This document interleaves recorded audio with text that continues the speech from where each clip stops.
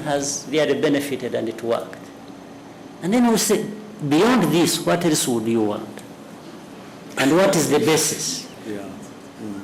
And has it been an easy? It has never been easy. That's why I was saying you need to be stubborn. You have to stay, on the course of, as they stay on the course of, causing you problems, you stay on the course of pushing back. Yeah. Yes. Yeah. You don't give in, because at the end of the day, it is really us who will benefit from the good that will have been done or the bad that will have been done, and suffer from that. So it has not been easy, but this is a mentality issue again, which is, by the way, part of the problem we have to address in our continent.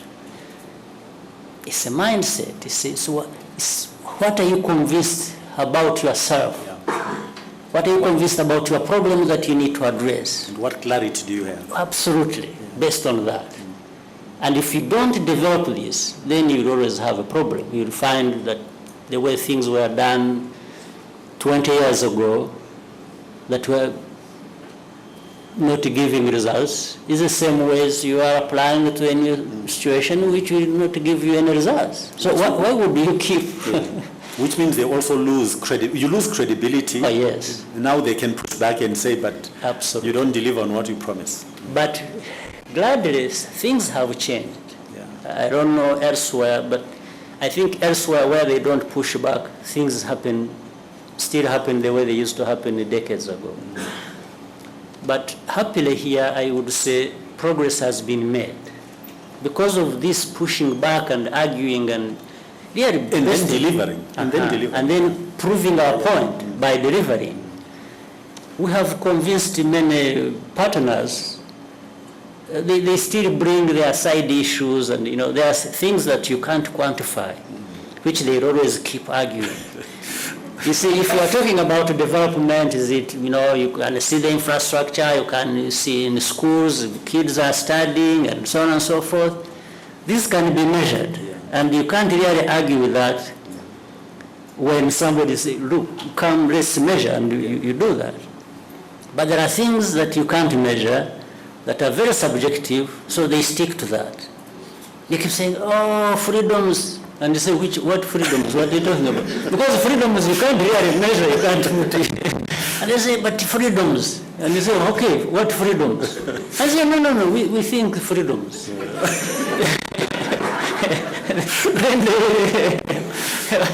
Then they say, political space. Yeah. So we say, which space? What space are you talking about? They say, no, but you see. Because and they say, okay, let's measure that if you want. What are you talking about? They say, no, but space. We need a space. Yeah. So we go on that endlessly, but we say, okay, at least if there is money you are giving for space, don't give that money.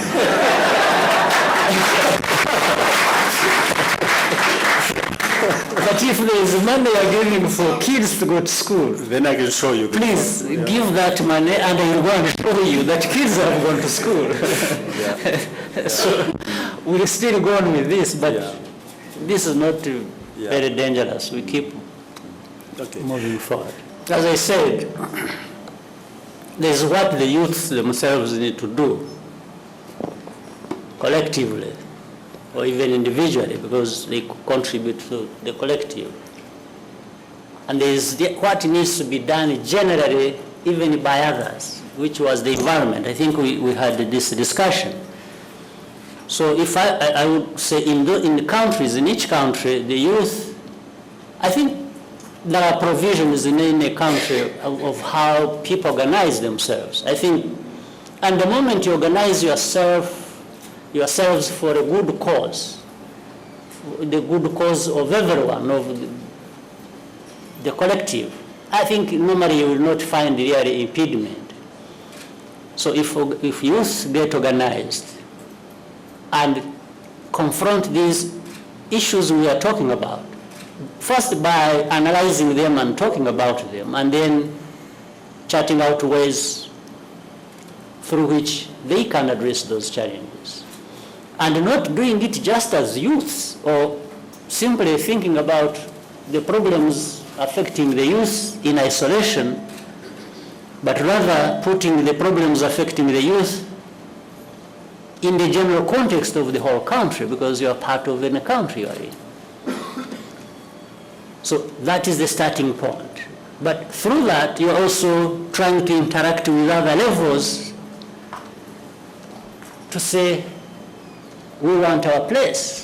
What can we do? We want to do something for the common good of all of us, the young, the old. We want our country to develop. It's a kind of polite, legitimate, firm demand that you should make, but also organize how to achieve that. I think this is one way you could do that, an important way. Okay. Your Excellency, my name is Stephen Mashua. I come from Kenya. In relation to regional integration, something that you've been actively involved in, how effective have you been in involving both continental and national youth leadership in both policy development and technical skills provision for sustainability, since we normally say young people are the leaders of the future? Well, the best way to look at it is, you see, it's a journey, really. We are not where we need to be, far from that. But I think in every country, I've noticed, or generally across the continent, there is some kind of, if you will, soul searching, among other things. What is it that countries, communities, the young, the old, do to make sure that, of course, whenever you talk about young people, you are not just talking about the present, you are mainly talking about the future. And I think both the young and the old understand this. So there is that talking about the problem going on everywhere in every country as I see it. I think the main question for me, and probably which fits what you are saying as well, is not so much what are we doing to deal with this problem, as it is for how fast are we dealing with it. Because for me, there are many things that are being done across the continent that actually go in line with the question that you are raising. But I think we should just be getting impatient to say we can't keep saying, doing things. Taking forever. Yes, and taking forever before we really realize progress. I think this is for me the main thing.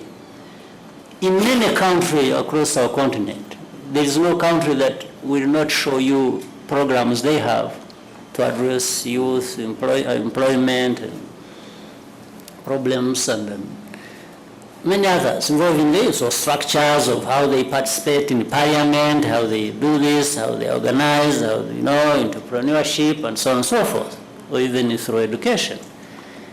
All that is there. But the question now should be, what for me is, how do we do these things to accelerate, the results we want to achieve? Yeah. Thank you very much. I'm Nino Diana from South Sudan. My question is, what would be your advice of how youths can contribute in fighting issues such as corruption, poor service delivery, and poor governance in their respective countries and the continent at large? Yeah, a couple of things. One is, you see, what is also lacking is capacity. We need to build capacity for our people to do what needs to be done in strengthening the institutions that will deliver to our people what they need delivered. Capacity through education, training, but alongside that, every time I think we need to be thinking about behavioral issues. This is how do we behave, even as as communities. How so the youth to fight corruption first is to avoid corruption.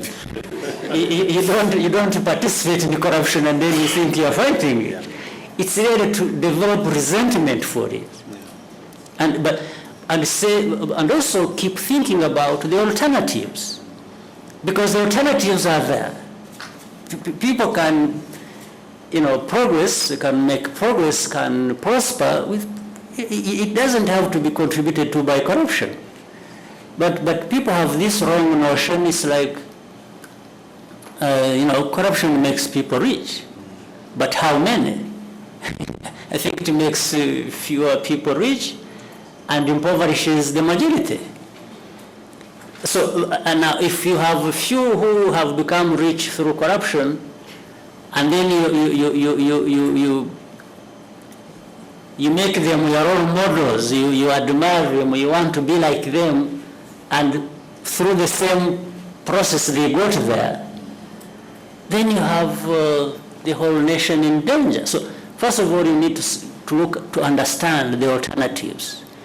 Countries, communities can prosper, can raise their incomes, can make good progress through doing decent things.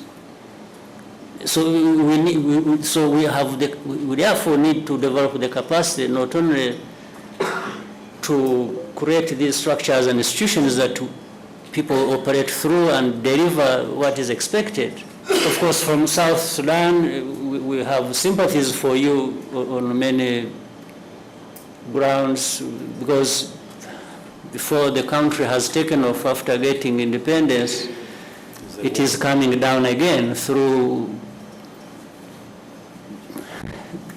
the war that is raging there, and all kinds of reasons people have used to find that as a way of resolving problems. It's pathetic. It's one example that it's really an extreme side of things that we need to look at and say, why do we need to have this situation? First of all, it was like God sent to really have South Sudan as a new nation, trying to, everybody celebrated. We all celebrated with South Sudan that it was getting independence. There's something.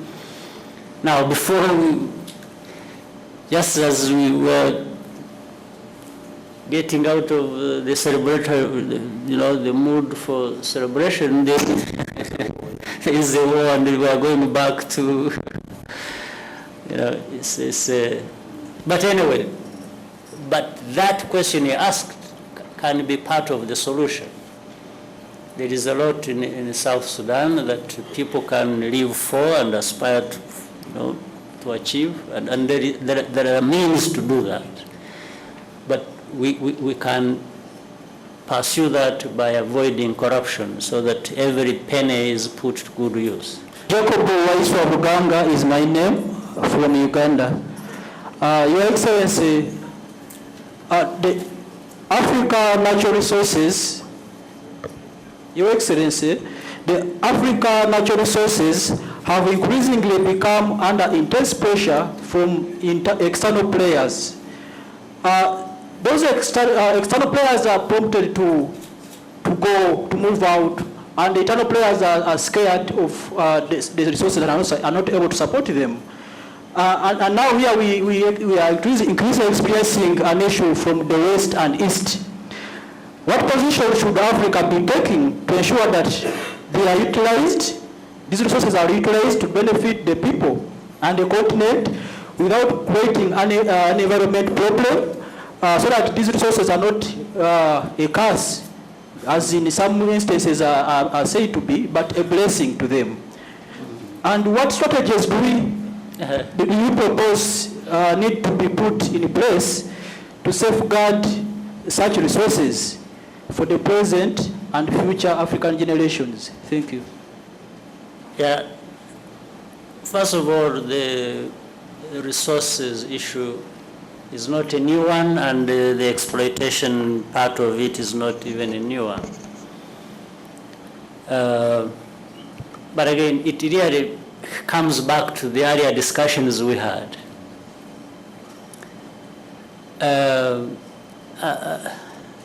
Why should resources turn into a curse in the first place? I think lack of them is the curse that. That's what should be. Yes, that's what it should be. Not having resources, but having resources and they turn into a curse means there is another problem altogether. It's not resources, and it speaks to governance, to leadership, to how we work together, and again, how do we raise our value really as a people?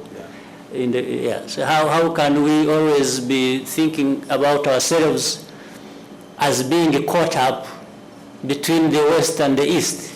You see, we should be thinking about how do we become players ourselves?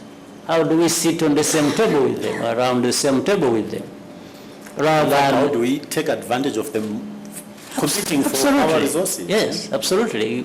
Precisely that, depending on, because even the situation we are in, yes, we should be saying, okay, we've in the past this thing happened to us, but in the present, now people are conflicting, over our resources, and so we should take ownership of our resources and leverage that, to say, it means the value has even increased, so we need to, because if you can't take it, the other one will take it. Yes, so but the terms, yes, more. You bring more. What are the terms are you setting? I think this is really the main issue to but we can't answer that question unless we resolve the very problems we were discussing here earlier with the Nkosana, about we Africans, the youth, all of us, and the way we conduct ourselves, or the way we conduct our businesses, what we need to do. That is why it is. Because the question is simple.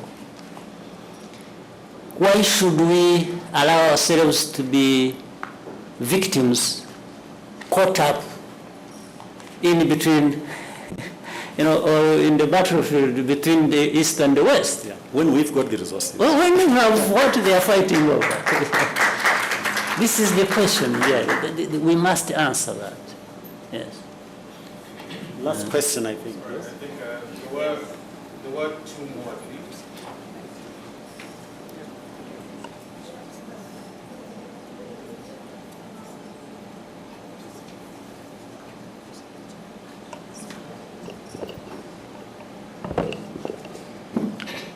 His Excellency the President, my name is Abdul Karim Kuruma from Sierra Leone. Okay, thank you. My question is that it's similar to the question that was asked earlier. Africa is regarded as one of the richest continents in the world in terms of natural resources.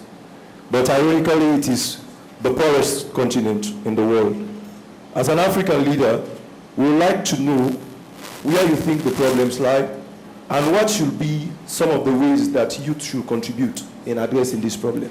The problem simply lies with us. That's the short of it. The problem is with us. It's not with those who take our resources. Actually, they should take these resources because we have failed to manage them. Yes, I think so. I don't want anybody to just be kind to me in my failures. Yes. Yeah. It's like a simple way. If you live in some place full of thieves, and every night you forget to close the door, and when you are sleeping, they come and help themselves. At the end of the day, one must be foolish not to remember to close the door. And, Yeah. So really, I don't blame those. I have stopped blaming those who exploit these resources of ours. I think that's what they need to do for people who don't know what to do with their resources. Yes. So why don't we look to ourselves and say, no, This must stop. The way it must stop is not by the other one being kind to you. No. It's by you saying you can't have these resources anymore just like that. Period. Yeah. All right, lock your doors, don't forget. The last one? Yes. Yes, the last one, right at the back of the room. Your Excellency. Oh. Which one? Who was it? Right at the back, yeah, you were speaking, yes.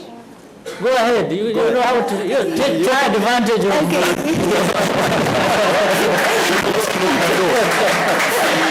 Okay. Your Excellency, I'm Samia from Sudan. My question to you, as a president, what you learn from your people and what's the inspiration that your people give it to change your policies towards something? And the other question is, what your advice to the African leaders that they have the same experience that Rwandans pass through, and you confront these difficulties?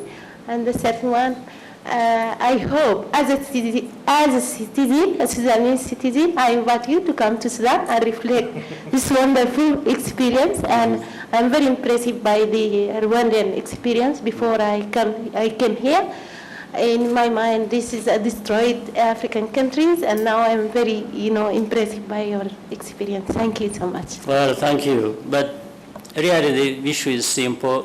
First of all, I don't think we are going to be here thinking so much about giving lessons to anyone, but about sharing where we have come from and where we are and how we've addressed some of the challenges that we can share, and we are doing so now freely.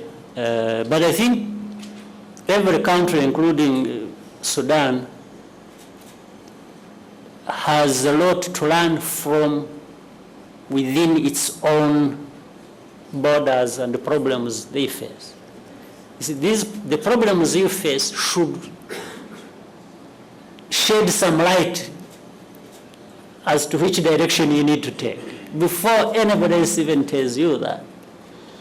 You may find some of the things we have faced here and the way we have overcome them, part of it may fit very well and work very well for Sudan, but part of that may not work for Sudan. So one needs to tailor whatever solution or sharing of experience or any lessons that can be drawn from anywhere to the actual problem and in a particular place. So I think that's the way to approach it. That's the way we have used to deal with our problems. Right, finally, your chance to speak. We keep quiet, we take it away.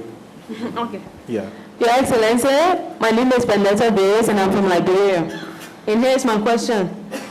What do you think African leaders can do differently to build and ensure that peace on the continent is sustained besides what the AU, that is the African Union, has in place already? Mm-hmm.